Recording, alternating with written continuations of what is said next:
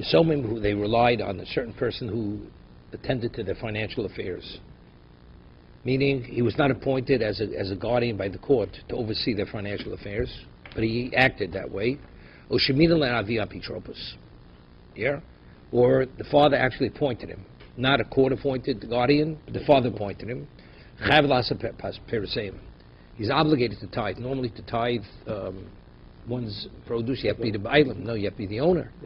So here, but nevertheless, since he's acting as that, or he was appointed by the father, he's obligated to tithe him. Yeah? If the father appointed him, he has to swear that he's not embezzled. There's always a question of embezzlement, because a person could actually justify taking from the assets because he's not getting a fee. So he has to swear that he did not take from the assets. Mino Bezdin, but if Bezdin appointed him, lo yishava, then he doesn't have to swear. Yeah. Just the opposite. When he does it on his own, that's when he doesn't swear. Because the man, out of the goodness of his heart, is actually, if the father trusted him, there's no reason to swear. But if Bezdin, then there is a reason to swear. Uraminu. Now the question is, it says that if he acted as a guardian, he has an obligation, or the father appointed, he has an obligation to tithe the produce. But again, to tithe, you have to own it. Now, the Apitrobus, he doesn't own it. So how could he tithe on behalf? That's the verse. Reminu atem v'lo shutim, atem v'lo arisim, atem v'lo apitrobsin. Right? When it says you must take the truma, let's say you have partners. One partner cannot take on the others because it's a dual ownership. Right. Well, what about a person's an oris? He's a sharecropper. He can take on his portion, but he can't take on the balabayas, right? And it says v'lo apitropin, and not the guardian. The guardian cannot take. And here it says in the Mishnah explicitly that when you're a guardian, you can't take. You cannot tithe something that's not yours. There's a difference. If it's lachil, the orphans have to eat, so you're acting directly on their behalf, then if you're the guardian, you can. But let's say you're going to put it away to save for a rainy day, to secure their assets, then you're not qualified. It's incorrect to think shlichus. No, well, the father appointed somebody, so is that like shlichus? No, but he died. He died. It doesn't help. Oh, right. Okay.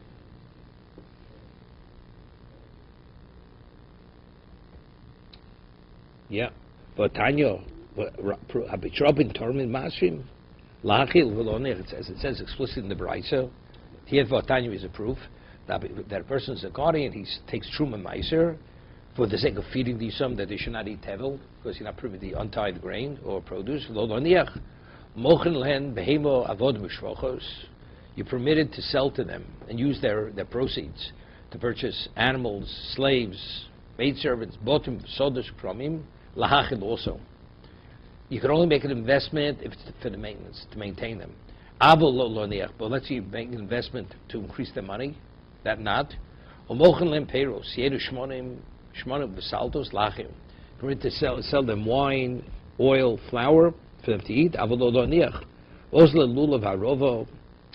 You prepare lulav harovo. V'suka v'tzitz kolav sheish lo kitzo. Something which the expenditure is limited. It's limited expenditure. Excuse me. 2 seconds.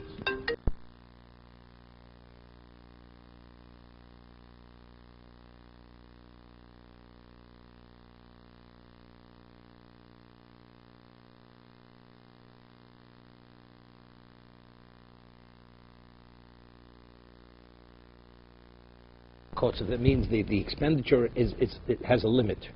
An esrog costs so much, a lulav costs so much, right? It says you do this. So what does it come to include? It says you purchase the lulav, arov, sukkah, v'tzitzis, and also anything else that has a limited expenditure. So what does that come to include? Lasuya shofar. Shofar also it's limited. Shofar costs so much. So here the expenditure is a greater expenditure, right? Sefer Torah, Tefillah, Mezuzah, and also something which has a kitzvah. L'shi Megillah, you purchase a Megillah, vein posken alim tzedakah, which means you cannot give tzedakah on their behalf. Since it's the assets of minors, you cannot give. Vein poda alim sashuyin, and you're not permitted to use that proceeds to ransom those who were taken captive. Even though it's a great mitzvah, that you're not permitted. You're not permitted to use the money for something which doesn't have a limitation. Let's say to console the mourners. You're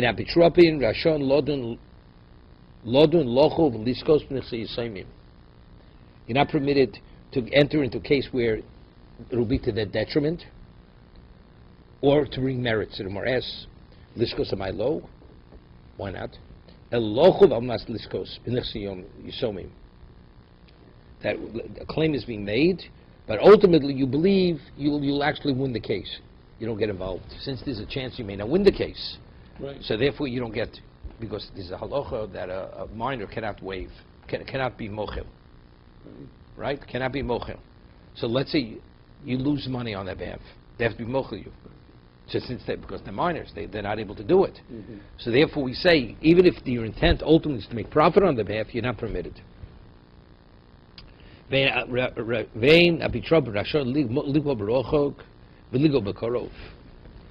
know, they want to sell a field which is far away to redeem a field that's closer. To sell a field that's closer but it's inferior quality field, and to redeem a better quality. My time, because what happens is that they should become inundated. You know, you can have a better, good quality field, they can be destroyed. You're not permitted to sell a field to buy a slave. Why? Because a field is permanent, relatively speaking. A slave could die. So in terms of what's more secure for the orphans, the estate, that it's something, it's fixed property rather than the slave. But the vice versa you can. But to sell the slave to lochim and sodas, the field, you can. Why? Because the field is a better, it's a more secure asset.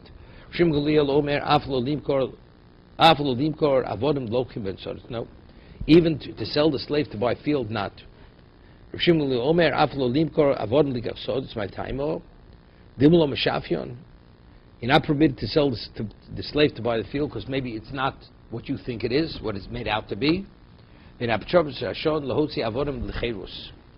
guardian is not permitted to emancipate the slave, which makes sense. I mean, you emancipate with God first, not his.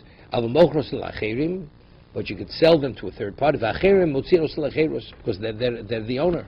The owner has the right to emancipate a slave.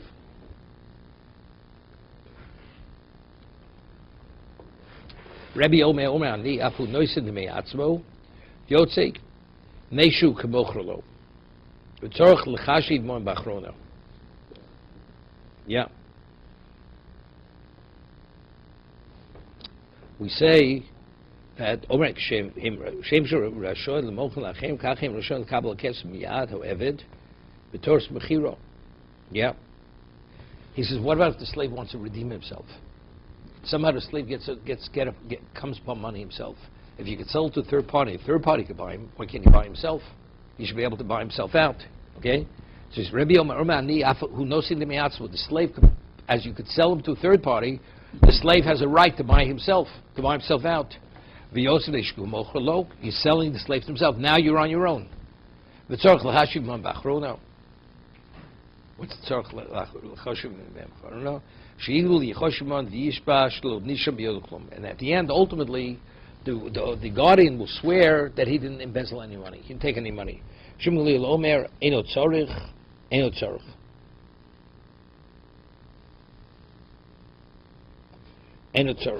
Okay, 1 second.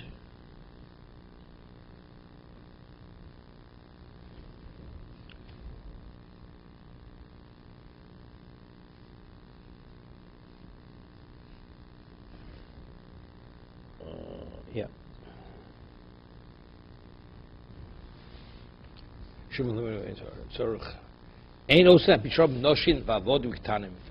The guardian to oversee the estate cannot be women, slaves, and minors.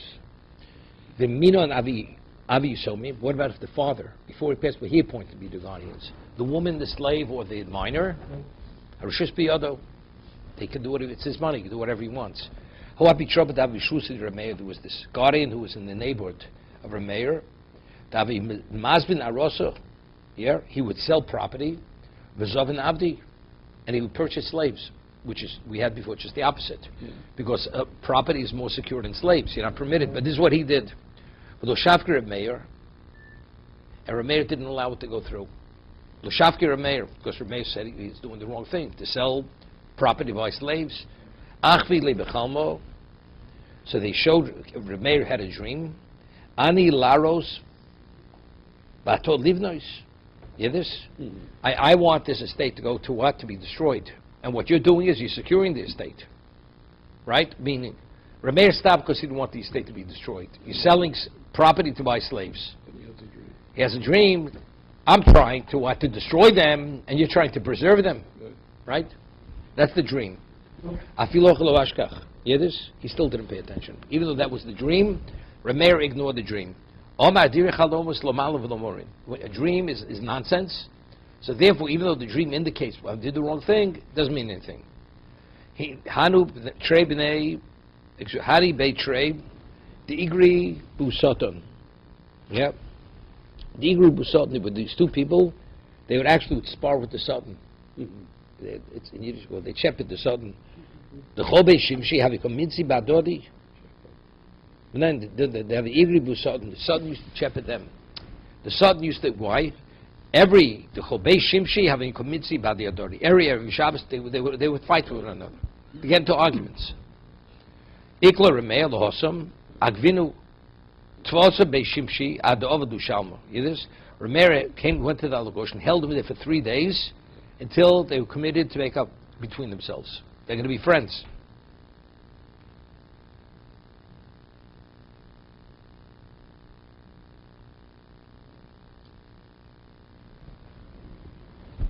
There you go. Adi Ovadu Shalmo, Shamei, they come and vide the Afke Remei who Gavra be basic. So he heard Sultan saying, "Woe to me! Remei threw me out of the house." Because Remei was the cause they made peace. The Sultan was only there to make tzaras. So if there's no contact to make tzaras, he goes elsewhere.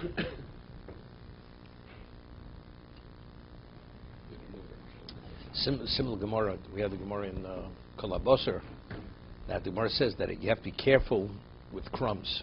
Because if you step on crumbs, you step on them, it brings poverty, anius.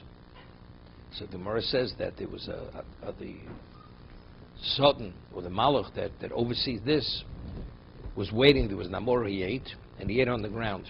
So the crumbs in the grass. And the Sultan says, I finally have it in my clutches. Because if actually he leaves it without doing something, actually it could undermine his whole financial stability. So as the Amor got up to, he said his Birch Samazim, he took a shovel, a spade, dug under it, turned it upside down. So if there were any crumbs on the surface, it was turned downward. So the Malach says, Vaid Avke, whoever the Amor was, makes it. Woe to me that person threw me out of the house. Okay? Similar to this. Hahu Avi Tropis, Tavi Shusti Rabbi Yeshua ben Levi. There was this garden who was in the neighborhood of Rabbi Yeshua ben Levi. David Mazbin Arod, Vizovin Turi. He would sell property and buy oxen. Well, Amalul Midi, and Rabbi Yeshua ben Levi didn't say a word to him, even though he's doing the wrong thing. He's destroying the estate. He didn't say a word. L'amadu midi, sovalak Rabbi Yossi, Tanya Rabbi Yossi, Mamai lokaros lishti gishti. Rabbi Yossi says in his life he never referred to his wife as his wife, l'shori shori. Yeah, and my ox as his ox, Ella lishti basi. His wife is his household, l'shori sodi. And the ox is my field, because without an ox you can't plow a field. Hanu yasmid havismichu gabi yahu savto. Yeah, there were these Yisomim. They relied on their savta. This is the woman. Yeah. Gabi hahi savto. Havali turso shakla v'zamito nalayu. Yeah. Chega. Afish lo nismane choshli kapitropis. Yeah, lishti. Shekol tzorcha baisal yod nasi. Yeah, good. Okay. No more. Miyomai l'kors lishti ishi l'shori shori l'ishti beis l'shori sodi. Hani tiaspi davi smichi gabe husafto. Havel luhu tursa. They had an ox. She was the host. They were boarders by her. They had an ox, Shoklov Zavinto, Nelayu. She went and sold it, for a fee. Also, Krovim, the coming to Rav Nachman, the relatives, there was an uproar in the family. Where do you see you're not permitted to sell it? Omrlo Mar Vidito. So they said to her, what did you do? Dezavno. Yeah. See, he says, I sold it. I sold the ox. Omaluhu, Somshim, Somchel, Eitzel Balbayis, Tinan. It says in the Mishnah. So Shil Balbayis, or that you're permitted. Eitzel Bastanan, Vo Iker B'Shuso. I went up in price. The Lokeach, Iker B'Shus, the Lokeach.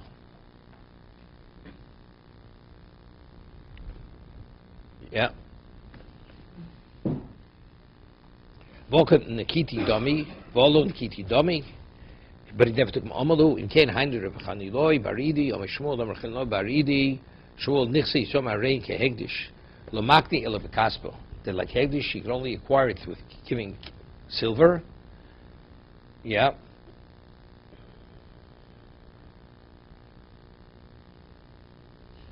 I see there's a lot of reading here. I'm not able to do this.